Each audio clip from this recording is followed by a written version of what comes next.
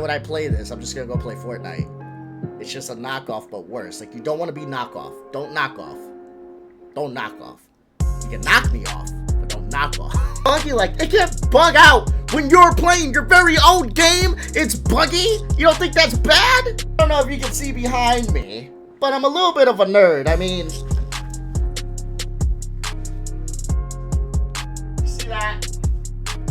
Putting out products, you really only get, like, what did Eminem say? You get one shot. Do not miss your chance to blow. Welcome back to my channel, everybody. If you know me, you know who I am. If you don't, my name is Trey Fab. I'm a React content creator. I like to react to different content, whether that be TikTok, YouTube nonsense, or basketball, different basketball creators in general, in the modern NBA. So if you like basketball insight, I'm the guy for you. And if you like brain rot, I'm the guy for you. So with that being said, today we're going to be reacting to Sunny V2's video, The Unexpected Flop of Lazarbeam's video game. I have no idea who a Lazarbeam is. But you know what? I'm interested. I click on shit that interests me. I'm interested. Let's watch. People thought Lazarbeam's video game could be the next Fortnite, but with only 10 people playing at any one time, and comments calling it the worst game I've installed, something clearly went wrong. It all began with this tweet here. I am making a game. I ain't telling you anything yet. The most liked response gets a skin in the game. Wishlist the game on Steam so you can test it with us. Mr. Fresh Asian had made a similar tweet, attaching a short trailer giving their fans a sneak peek. Ladies and gentlemen, introducing your new world boss.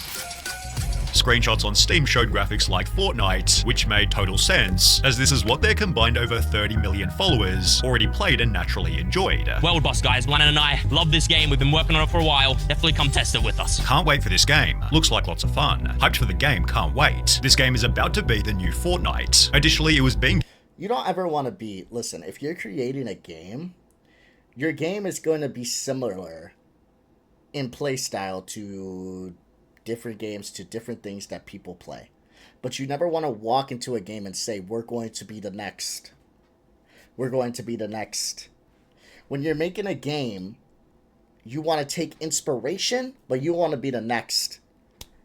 Because you don't want people to think you're just a knockoff of the thing they like already. Because then you're not genuine. You're not your own thing, right?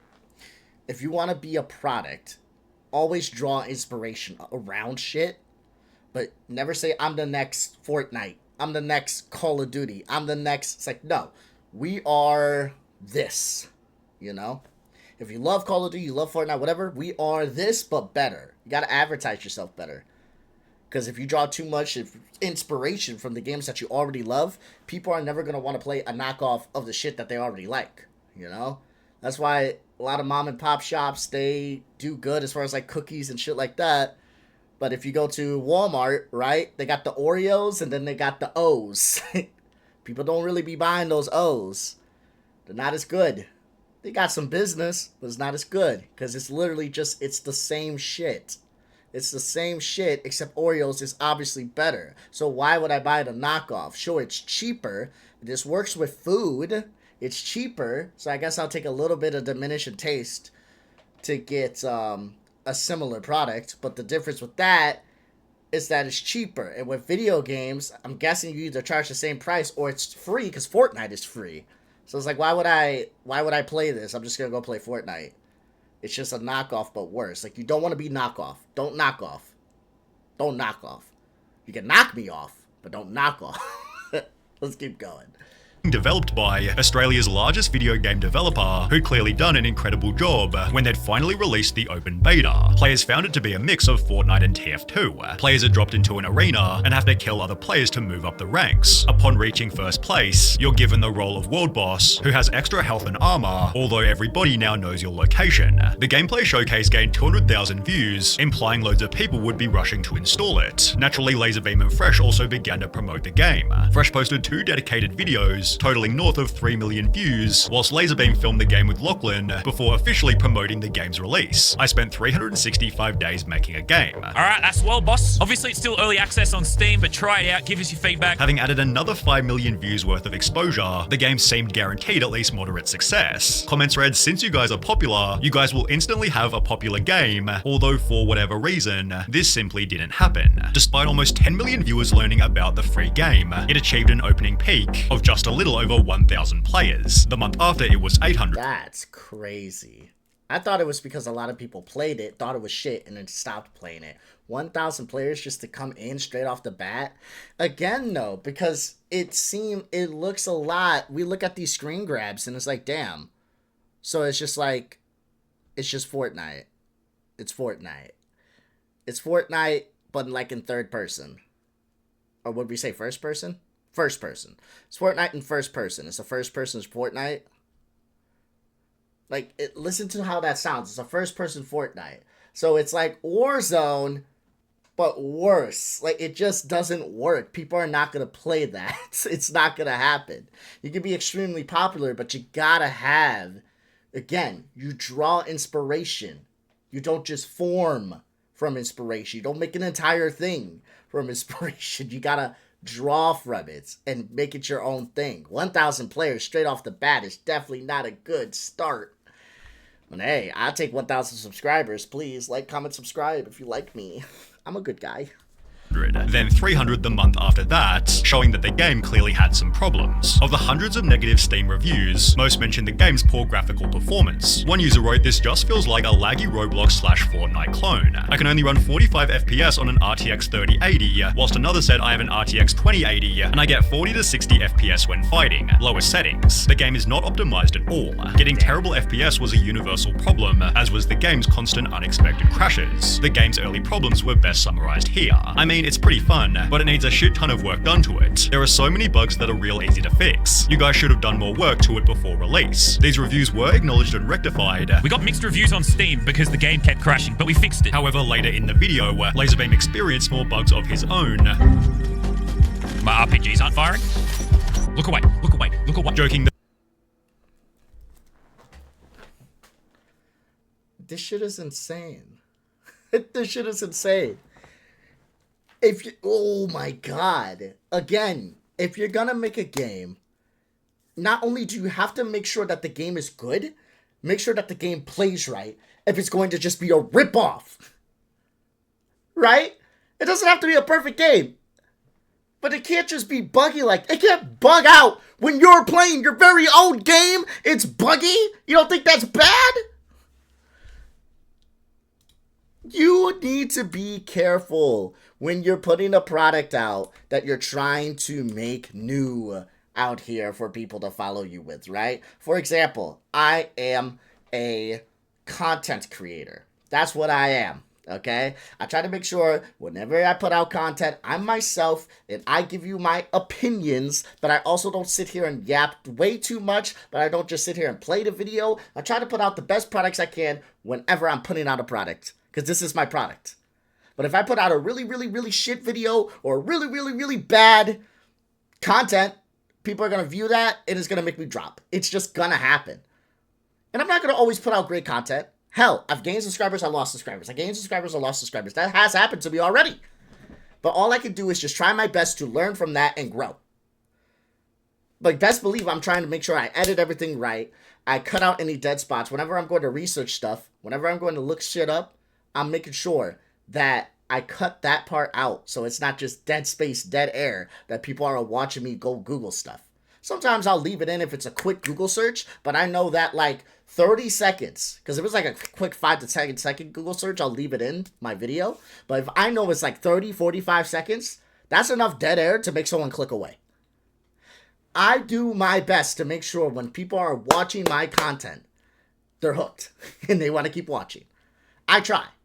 I'm trying new video essays. I'm trying different shit. By the way, I'm making a video essay. You guys should go vote. If you're subscribed to me, please go vote. I'm closing voting tomorrow at noon. Right now, we can see where the vote is at. We have 10 votes. It is tied 50-50. Okay? Making a video essay next week. As you can see here, is whether or not 100 men beat one gorilla and why I think the men win, or Jordan versus LeBron and why I think Bron clears. So we got 50-50, bro. 50-50. So get in here and vote if you are subscribed. If you aren't subscribed, please do and come vote. But nonetheless, I try my best to make the best content for the people that are watching my shit. But best believe I try to make sure I put it out there correctly. And you're never going to be perfect when you're putting shit out there. But you don't want to put out a game that is so buggy that it literally bugs on you. Because you probably got the ultimate setup, suck my dick off, multi-$1,000 computer, and it's still fucking up. That's not good. Now imagine your fans that probably don't have the fucking setup that you have, and it's probably even worse. It's not good, bro. It's bad. Bad for you and bad for your business and bad for your game. Game is perfect and nothing is broken. Despite this, the game was now crashing less frequently, which should have helped it retain a player base, judging by reviews such as it'll be a good game once they fix all the technical issues and bugs. However, even after these problems were solved, World Boss was still rapidly bleeding players, as the gameplay itself also had many issues. It gets boring quickly, and I don't get anything out of the gameplay. This game gets boring way too easily. The gameplay is somewhat okay at first, but gets repetitive quickly. Sadly, the game seemed to lack any meaningful variety, with the official Twitter page even joking, "My favorite thing about World Boss is probably how unique of a game it is." I mean, how often have you seen guns in a video game? Guns, truly pushing boundaries. That's so bad. That's terrible. If you got your fan base shitting on your game like this, I sound like a broken record, guys, don't I? But you draw inspiration from shit and you do it yourself. For example, I'm a React content creator. That's what I am. I like to watch React content creators. Why do you think I became one? Now, my goal is to move on and do other shit, right? The more people that subscribe to me, the more people that watch me, I'll continue to do React content because that's what kind of blew me off. And I'm at 207 subscribers, so I love every single one of you. At some day, I'll be at 20,000, etc. And when I'm at 20,000, you think I'm just going to be sitting here and only reacting to content? Fuck no. The more I grow, the more I do. I recently started doing video essays. Now, they're nowhere near the video essays you guys are probably known, okay?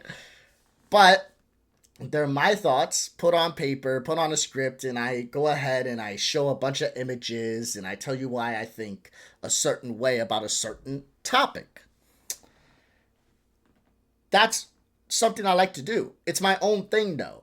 I'm doing my own thing. I'm reacting to stuff that I find interesting. I'm not going to the React channels and being like, what are they reacting to today?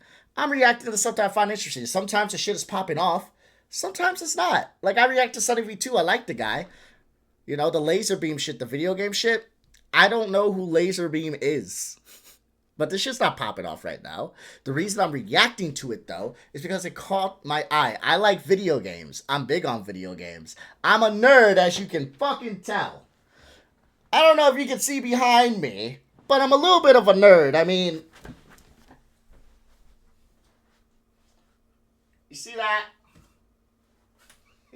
The belt spins. I'm a little bit of a nerd.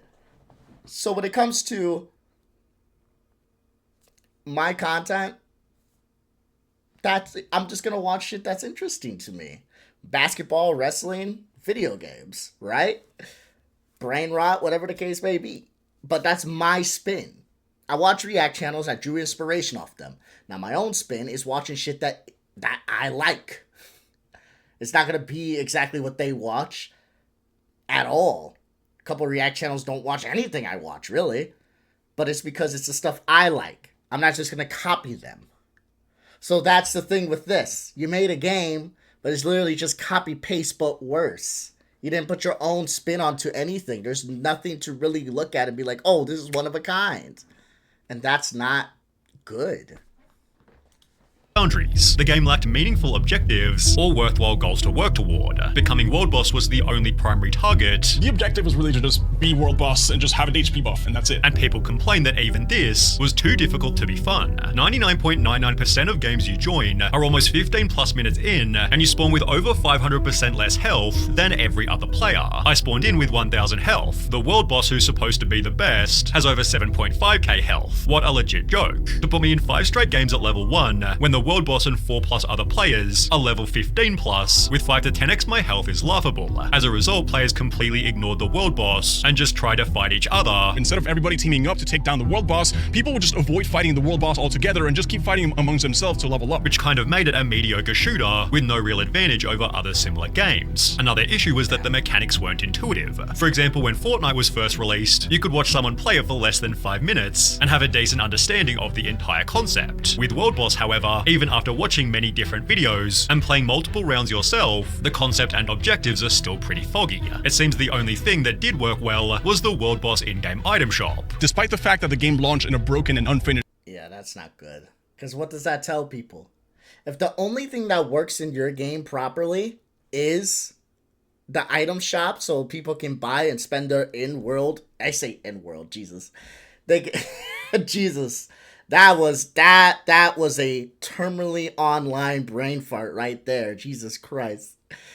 People can spend their real life money, real life cash on items in your store, and that's the one thing that works perfectly.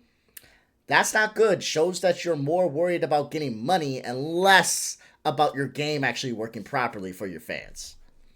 state, it had full-on microtransactions on day one. Good to know that despite the terrible condition this game is in, they prioritized adding microtransactions over playability. Obviously, this wasn't really Fresh and Laser's fault, however, their promotional activities weren't perfect either. For example, when World Boss first came out, Fresh hadn't made a video in more than half a year, and returning specifically just to promote the game wasn't exactly the greatest look. The thing is, Fresh quit working on the game, and quit gaming in general, and Lazarbeam just clearly gave up after that. Laser only ever made the one video about it, and perhaps sold it a little too casually for something they spent so much time on. 5 months after they opened early access, the game was down to 160 concurrent players, at which point Lazarbeam appeared on Impulsive. When the game came up in conversation, Lazarbeam talked about it being a difficult business. What about World Boss? That is cool. That's cool. Like, bro. Games are tough. Games are very tough. Games take years, and like we're still developing it. Mainly owing to extreme competition. The response is really cool and people really get behind it, but at the same time, when you compete in Fortnite, you compete with Call of Duty, you compete with all these massive games, like it is a process to compete. I think the base of the game is great and we're getting there. It's just with gaming, it's just so hard to just nail it. Laser further added, to get people addicted to playing your game is like a very difficult task. So hard. So I can promote it as much as possible, but it's like they're not going to endlessly just play it because I say, hey, Yeah. play the game. with promoting a video game being extra hard, as you can't promote it in every upload like Feastables or Prime. Being unable to thrive without constant promotion, the World Boss player base only fell further. However, the game's full version release had the potential to bring it back to life. That announced that everything is changing in World Boss 1.0 with a brand new map and an actual objective in each game.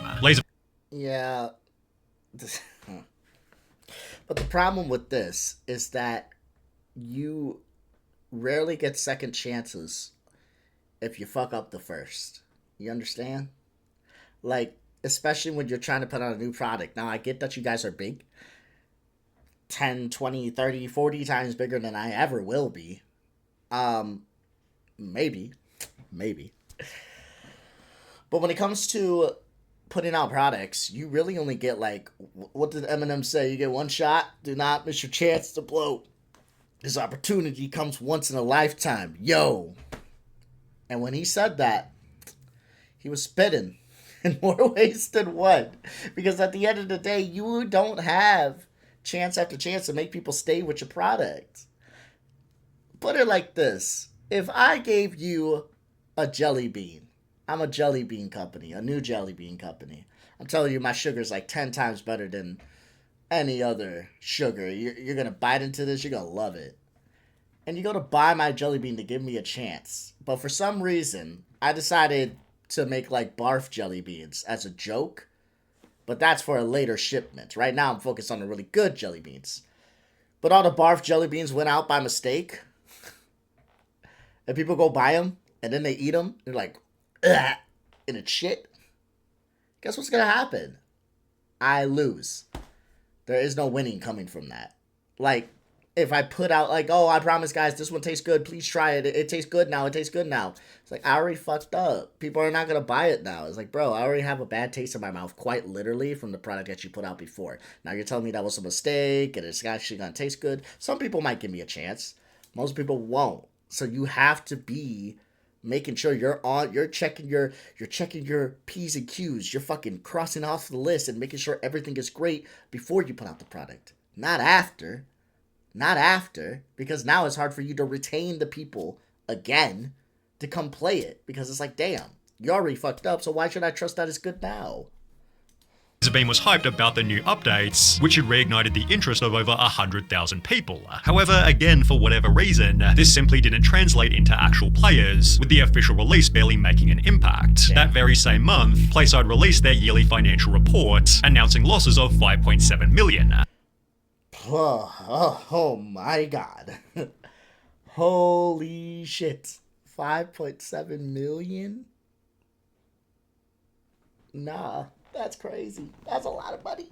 That side, there is a risk that new title releases are not received in a positive manner by the market or generate the anticipated level of player engagement. This can lead to lower than expected revenue, possibly referring to World Boss. PlaySide therefore accepted that it couldn't be saved and completely stopped updating the game. The official Twitter and Instagram were both abandoned, whilst Laser and Fresh both stopped talking about it. This dropped the player base lower and lower, to the point of being unable to fill a single lobby, creating a brand new game-ending problem. No one plays this, it's all bots. Every single lobby is just bots. Lobbies are entirely bots if you can connect to one. Now, I'm not accusing them of putting fake players in the game, but like 90% of these people feel not real. Each lobby needs at least 14 players, which the game rarely has at any one time. Therefore, in every single game, you're just versing 13 other bots, who are so incredibly easy to beat, you can get hundreds of kills with just a couple deaths. My first game, I got 185 kills. Love it. Against bots. These lobbies...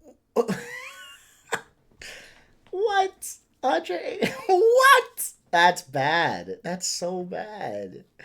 And why are your bots so easy? Maybe up the difficulty on your bots if you know that the game is not going to have a player base that's huge as you want it to be. Up the difficulty so it's fun to play and it's not just standing targets. Lobbies are so unchallenging that once you get World Boss, you can just stand still and have the entire lobby spraying you without it barely having an impact on your health.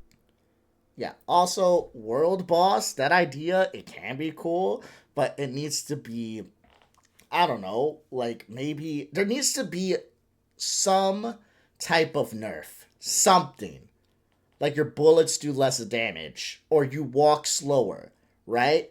Because look at video games like Call of Duty. When you get a Juggernaut suit, what happens? You're damn near unstoppable. You're like a world boss, but you're slower. You're a lot slower. You don't just run around the map like you do if you were a regular soldier. And what else? You have a giant machine gun. That's what you have, or a shotgun, but one is short range and one can be long range, but it takes forever to shoot. Now, don't get me wrong. Anyone who becomes a Juggernaut in Call of Duty, your lobby is still fucked. But you can still take it down because it's slow. You can shoot a lot of bullets at it because it's not able to just hide easily. And it's the nerf of, okay, if he pulls out a shotgun, short range, he's got his machine gun. If it's aimed in one direction, it takes a minute to shoot.